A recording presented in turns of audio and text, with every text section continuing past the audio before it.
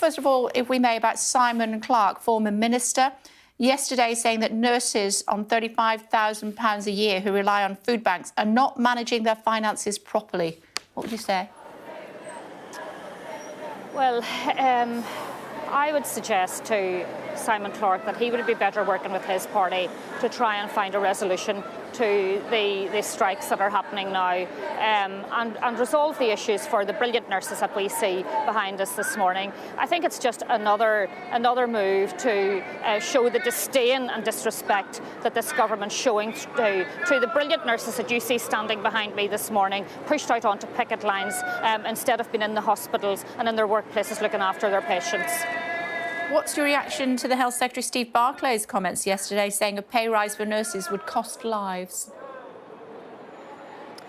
Well, I think what Steve Barclay fails to understand is that looking after patients and the money that's needed for that is the same as two sides of the same coin. That care and treatment's provided by the nursing staff that you see on the picket lines this morning. So separating them out like that is disingenuous as far as we're concerned. Steve Barclay also says that there's only 3 months left on this financial year. Is it not worth engaging in next year's pay round rather than concentrating on these few months, 3 months up to April, when it looks as though the government are not going to give you any more money? Look, our dispute is in relation to 22-23. Let's stop pushing the can further and further down the road. Again, that's disrespectful to our nursing staff. Over 300,000 that participated in this ballot give us the strongest mandate as a Royal College of Nursing.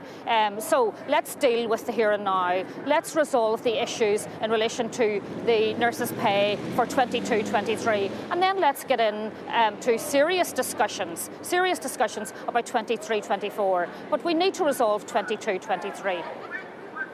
Are you not going to find yourself in a position come April where you still haven't resolved the pay dispute for this year, and yet you're going to have to start negotiating next year? Where's that going to leave you?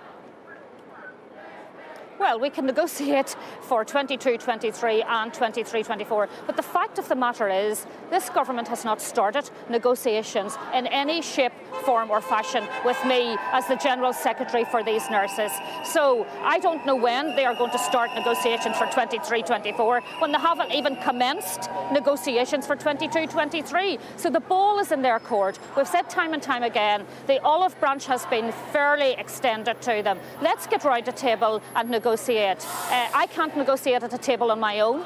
I certainly will not disrespect the nurses that I'm walking amongst today by negotiating on the airwaves. And I think this government owes it to every single nurse and member of our nursing staff to get round a table with me very, very quickly, because it's very, very concerning that they are allowing these strikes to continue and further strikes planned for the beginning of February.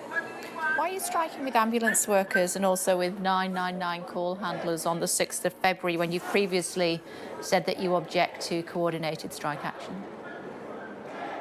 Well, look, actually, I learned about the GMB decision after you yesterday.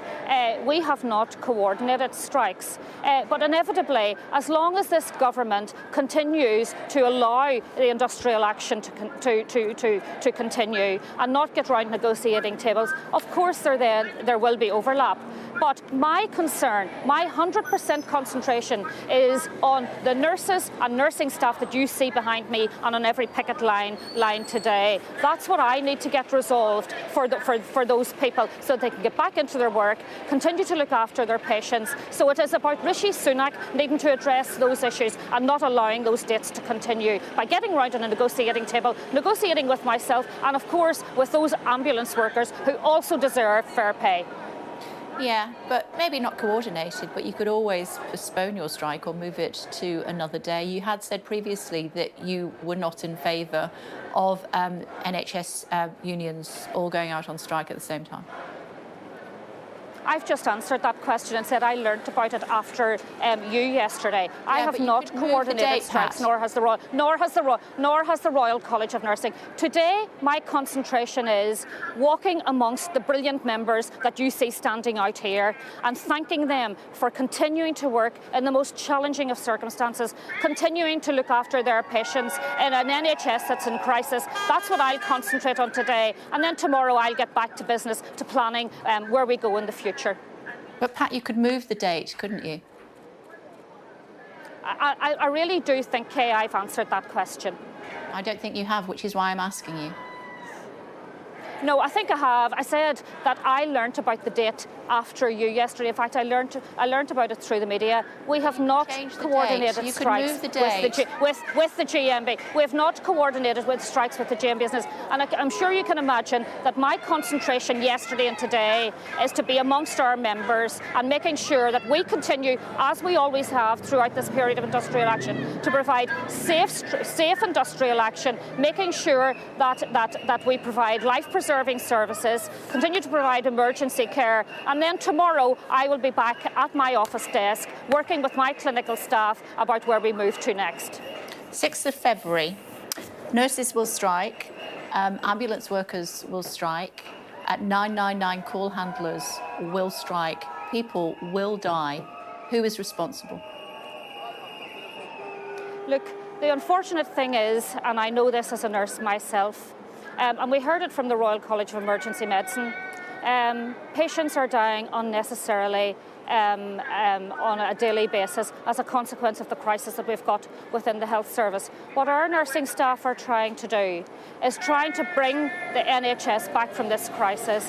We are trying to recruit nurses into the profession. We're trying to hold on to the nurses that you see standing outside in the cold this morning. And we will only do that by treating them decently, getting round a negotiating table, try and resolve the issues in 22-23, and then let's move on from there.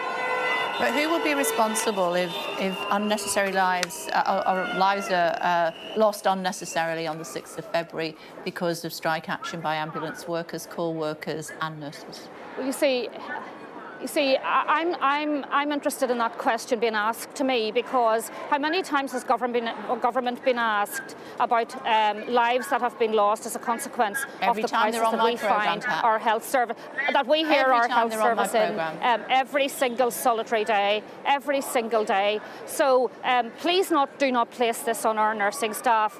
The nursing staff that have stood up so courageously and so determined to say enough is enough. The health service is in crisis.